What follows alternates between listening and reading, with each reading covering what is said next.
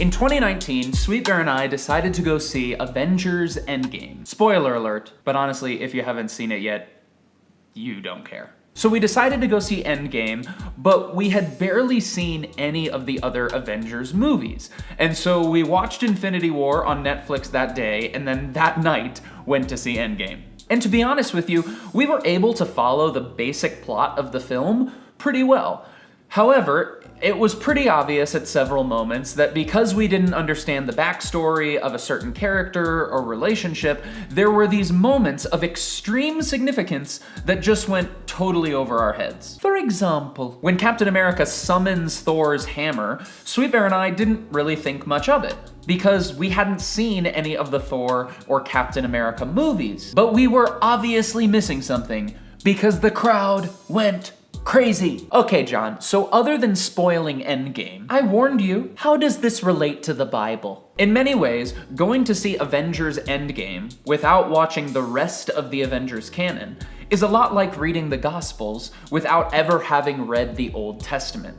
You're able to follow the basic idea and the basic plot line, but there is so much deep significance and meaning that you're not going to understand because you haven't looked at the rest of the canon, which the gospel authors rely on heavily. After all, in John chapter 5, Jesus himself said that the scriptures of the Old Testament bear witness or speak about him. In Luke 24, Jesus explains the significance of his death to Cleopas by walking him through the entirety of Scripture. And now, a long quote from a person much smarter than myself. Scholar Richard B. Hayes, in his book Echoes of Scripture in the Gospels, makes this connection between the Old Testament and the Gospel accounts. He says, Jesus and his first followers were Jews, whose symbolic world was shaped by Israel's scripture.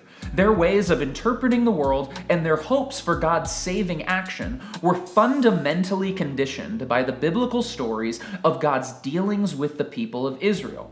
Therefore, it is not surprising that as the earliest Christian communities began to tell and retell stories about Jesus, they interpreted his life, death, and resurrection in relation to those biblical stories, i.e., the texts that later Christians came to call the Old Testament. In other words, the gospel authors retrospectively draw upon the stories of the Old Testament in order to bring to light and explain Jesus' identity and actions to the Jewish people. And according to Hayes, the authors do this in three main ways. First, there are direct quotations. Often we find this preceded by words like, "you have heard it said," or "in the words of the prophet." Like in Mark, who opens his account by directly quoting a passage from Isaiah chapter 40. In a bit more subtle way, the authors will also use what Hayes calls allusions to the Old Testament.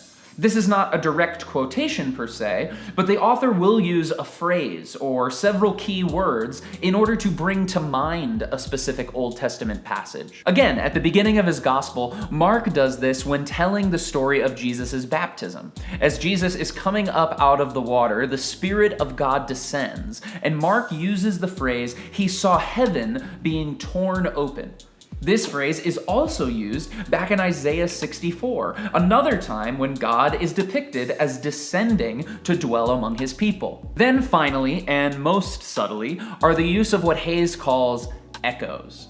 This is the use of only one word or phrase or image that invokes thoughts of the earlier text. A great example of this, again in Mark, is after being baptized, Jesus is sent into the wilderness to be tested by Satan.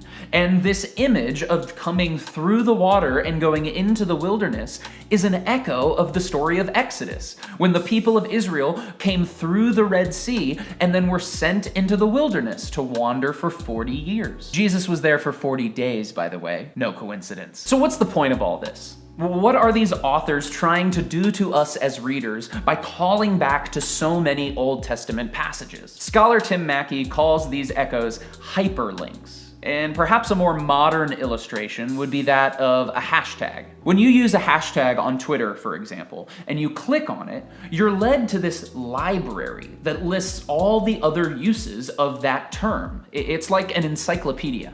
And this is a great illustration for what happens naturally in our minds when we see that image of Cap summoning Thor's hammer. what happens in our minds is that we link back to our encyclopedia of knowledge that we have accumulated as we've watched all these Captain America films, all these Thor films, as we've come to understand the nature of Thor's hammer and the relationship between Cap and Thor. The minute we see that image, all of that is brought to mind. And so that moment in the film becomes extremely significant without the filmmakers having to explain why word for word. The first century audience that these Gospels are written to knew the scriptures just as well as many of us know the Avengers films. Most of them had pored over the images and the stories of the Old Testament to the point where they were deeply internalized in a vast encyclopedia of knowledge. And so while the Gospel authors will sometimes use a direct quotation from the Old Testament, most of the time, they will just give a hint, or they'll just give a mere echo, and they expect their audience of Bible nerds to make the connection. So, what do we do? Well, all of this to say that one of the best ways that we can read the Gospels more deeply is to first read the Old Testament more deeply. Now, obviously, that is a huge task, so here are two practical ways that we can begin to do that. Obviously, there are tons of really great read the Bible in 1 year plans that you can follow. You all know that I am a big proponent of reading the Bible for transformation, which normally looks like a very slow approach to reading the text. However, there is also room for faster reading, so as to familiarize ourselves with the grand narrative and the themes of the Bible as a whole. Speaking of themes, rather than approaching our reading of the Old Testament chronologically, you can also read it thematically. And one of the best resources that I know for doing this is the Bible Project on YouTube. Their theme video series is a great introduction to the stories of the Old Testament, and it even begins to connect these stories to Jesus. Ultimately, though, the takeaway for today's lesson is this.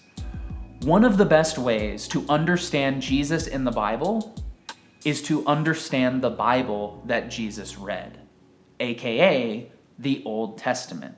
So there you have it, another ingredient in our gospel cake. But before you go, I want to let you know about one more resource that I have created for you. Obviously, in this summer reading series, we have been talking about the gospel and how to read the gospels well, but I would consider this whole series a massive failure if we walked through it for many weeks and we did not ever actually read through all 4 of these accounts. So what I've done is I have put together a 30-day reading plan that will walk you through all 4 Gospels. You read all 4 Gospels over the course of a month. It works out to about 2 chapters a day. I've linked it in the description down below, and we're gonna start that today. I think it'll be really fun for us all to be reading these accounts together. And so you can, again, enter into this gospel reading monthly challenge with me by clicking the link in the description down below. That is all I have for you today. I'll see you all next week. I love you all. Keep being awesome.